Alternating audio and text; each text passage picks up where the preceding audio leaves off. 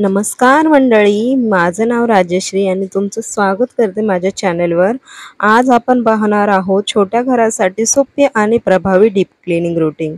तुमचं घर लहान असो किंवा मोठे असो, नीटनेटके ठेवणं खूपच गरजेचं आहे। तर चला सुरुवात करूयात। तर इथे मी सुरुवात करून घेते घर झाडण्यापासून। आणि सर्वांनी मला असं वाटतंय की सर्वात आधी आपण लिस्ट तयार करायला हवी आणि क्लिनिंगचं सामान काय काय लागतं ते गोळा करायला पाहिजे। म्हणजे साफसफाई आपली खूप छान होते।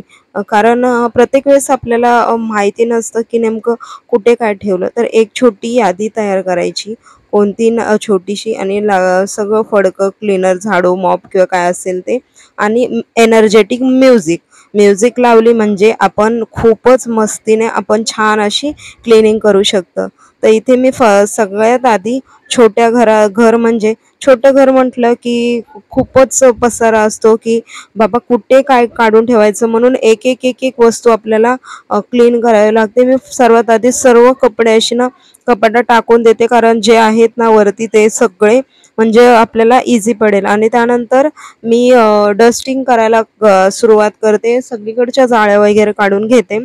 आणि त्या जाळ्या वगैरे झाल्यानंतर एक वस्तू तिथे जागच्या जागेवर ठेवणं खूप गरजेचं आहे। तर त्यानंतर मी पुढे दाखवते, हे पहा, ते मी सर्व म्हणजे सामानच्या आतला बदल करतच असते। तर हा ड्रॉवर आहे, लहान मुलांचे कपडे ठेवले होते पण खूपच मोठा दिसू राहिला, म्हणून मी तो काढून घेण्याचा प्रयत्न करते। सर्व कपडे भरून ठेवले एका पिशवीमध्ये आणि आता हा ड्रॉवर मी वरती ठेवणार आहे माळ्यावर। आणि त्यानंतर इथे म्हणजे किचन वगैरे मी नंतर दाखवणार आहे, कारण व्हिडिओ खूप मोठा होईल त्यामुळे।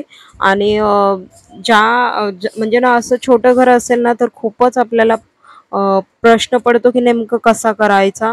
मला तर खूपच पडतो, कारण माझं खूपच जास्त सामान आहे। तर इथे मग बघा, मी आता ना फॅन वगैरे सगळं क्लीन करून घेते, म्हणजे आपल्या जाळ्या काढून झाल्या ना मग फॅन क्लीन करून घ्यायचा आणि छान असं चमकतो। मी ऑइल देखील टाकते त्याच्यामध्ये, पण यावेळेस टाकला नाही। आणि हा कपडा बघा, म्हणजे आमच्या समोरनं चक्की आहे ना, त्यामुळे चक्कीचं म्हणजे पीठ उडल्यासारखं असं वाटते की लगेचच घाण होतं सर्व वस्तू। असं ज्या दिवशी मी क्लिनिंग केलं ना त्याच्या दुसऱ्या दिवशी लगेचच माझ्या भांड्यांवर वगैरे धूळ दिसत होती। त्यानंतर मी कपाट वगैरे क्लीन घेतला आहे करून। असं ना म्हणजे असं आपल्याला एरवी येतच नाही जास्त। इथे ना मी यूट्यूबसाठी म्हणजे मॅनिफेस्ट करण्यासाठी यूट्यूबचं लिहिलं होतं, म्हणजे कंटिन्यू मी बघेल आणि ते माझ्या म्हणजे पॉझिटिव्ह होईल त्याच्यासाठी। तर मी खूप प्रयत्न करते यूट्यूबसाठी। तर प्लीज तुम्हाला जर माझा व्हिडिओज आवडत असतील ना तर नक्की लाईक, शेअर आणि कमेंट करायला विसरू नका। आणि पुन्हा भेटूयात असंच व्हिडिओला, तोपर्यंत मस्त रहा असं मी म्हणणार नाही, कारण बाकी आहे त्यामुळे तुम्ही कनेक्टेड राहा। आणि इथे मी कपाट क्लीन करून घेतलं होतं म्हणजे वरतून, आणि त्यानंतर हे मी गोणी टाकते कारण धूळ खूपच येते चक्कीमुळे। तर मी ते राहावं म्हणून मी गोणी टाकते त्याच्यावर। आपण दुसरे काही देखील टाकू शकतो, कपडे वगैरे, पण मला आवडतच नाही, कारण ते प्रत्येक वेळेस धुवावं लागतं आमच्या घरात। म्हणजे छोटंसं घर असल्यामुळे ते कपडे वगैरे काढता येणार नाही, त्यामुळे कधी फॅन जवळच आहे। आणि हा आहे माझ्या लग्नाचा अल्बम। तर हे अल्बम खूप म्हणजे ना माझ्या जवळचा आहे समजा, कारण याच्यामध्ये माझ्या आणि यांचे फोटोज आहेत लग्नाचा अल्बम। बघा तुम्ही, तुम्हाला दाखवते, इथे मी थोडंसं डान्स करून घेते।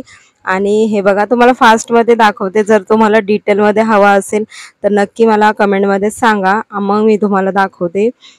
हे बघा, हे हळदीचे वगैरे आधीचे व्हिडिओज पाहिले की खूप मज्जा येते पाहायला की खरंच आपण कसे होतो आणि काय, त्यानुसार मी बनवले फोटोज काढले, कारण वरती अल्बम असतो मग जास्त काही काढतच नाही। कॅसेट देखील आहे। मग हे व्हिडिओ झाल्यानंतर म्हणजे फोटोज काढून झाल्यानंतर तुम्हाला दाखवणार आहे की इथे बघा, हे सर्वजण हे माझे फ्रेंड्स होते, स्कूल फ्रेंड्स। आणि हे बघा माझा फॅमिली म्हणजे माहेरची। आणि हे सर्व झालं की मी आता तुम्हाला सगळं दाखवते। ही माझी लग्नाची साडी आहे, ही अजूनपर्यंत मी घातलीच नाही, एवढी हेवी आहे ना की बस रे बस, म्हणून मी ते घातले नाही, शालू। आणि त्यानंतर यांनी हे कपडे घेतले होते, तर हे विदाईचे. तर मी खूप इमोशनल झाले बघून की माझ्या पप्पांचा फोटो वगैरे, म्हणजे इमोशनल झाले. पप्पा रडत होते म्हणून मी आता खूपच मला वाईट वाटलं की खरंच किती मोठं काळीज करावं लागतं मम्मी पप्पांना लग्न करून देताना. मी इमोशनल बाजूला ठेवून आता पटपट आवरते, खूप लेट होईल कारण ती लोक यायचं टाइम होईल. तर मुलं खेळत होती बाहेर, म्हणजे रोजिष्णूला आणायला जायचंच होतं. तसं पण तो स्कूलमध्ये गेला होता. तर मी हे आवरून घेते. हा डुग्गूने व्हिडिओ बनवला आहे. डुग्गू म्हटलं मम्मी मी व्हिडिओ बनवतो, राहू दे. सगळं मी आवरून घेतलं आहे, सगळं क्लीन करून घेतलं इकडचं वाहन, आणि हे मला ठेवायचं आहे. इथे आता चहा बनवून घेतला आहे आणि त्यानंतर टोस्ट आणि चहा आम्ही खाणार आहोत. तर तुम्हाला दिसत असेल की नाही माहिती नाही, कारण बॅक मी बनवते मी व्हिडिओ, आणि आज तर बिलकुल म्हणजे चष्मा यूज नाही केला मी. तर हा पूर्ण पसारा जाणार आहे बघा. इथे मुलं खूप दंगा करत होते त्यामुळे मी व्हॉइस ओव्हर करत आहे. इथे ना मी आता सर्व तुम्हाला दाखवलं जेवढं क्लीन झालं आहे. मला आता मांडीवरचे भांडे वगैरे घासायचे होते आणि म्हणजे आपले डब्बे वगैरे सगळं. छोटंसं घर आहे म्हणून जरा पण जमत नाही लवकर, म्हणजे दरवेळेस काढायला असं जास्तीत जास्त तरी ट्राय करते मी. त्यानंतर इथे मी पूर्ण अशी मांडी हे दुसऱ्या दिवशी कदाचित दाखवेल. सांगा आणि लाईक शेअर सबस्क्राईब करायला विसरू नका. असेच नवनवीन व्हिडिओ तुमच्याशी शेअर करेन. तोपर्यंत थँक्यू, बाय.